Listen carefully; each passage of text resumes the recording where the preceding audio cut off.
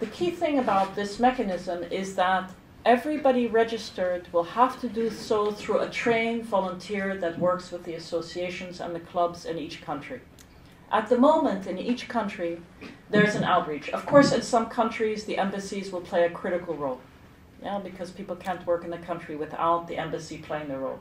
But if you depend on the embassies, it won't work. It needs to depend on the civic associations. In lots of places, you have like transitions to democracy, etc., etc. You have these international institutions flying in, charging millions of dollars. You saw it with the elections in Iraq for refugees, and registering everybody to vote in 3 weeks.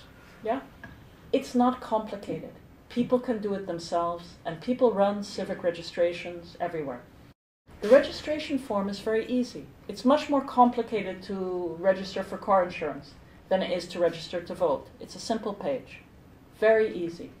But in order to be verified, you have to show your ID so that they know it's you. That's why we need trained volunteers to do the registration.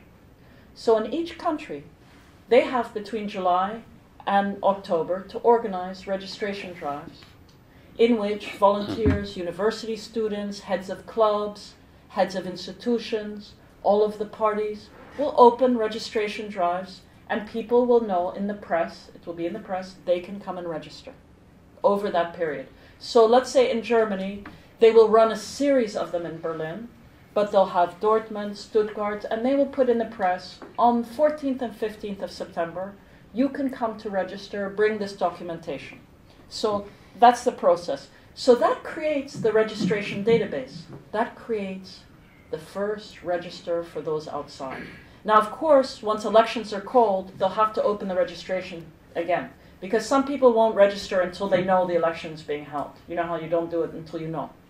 Whereas it's the wonderful opportunity to mobilize our people and to create from millions of ghosts a people again with the demand to vote.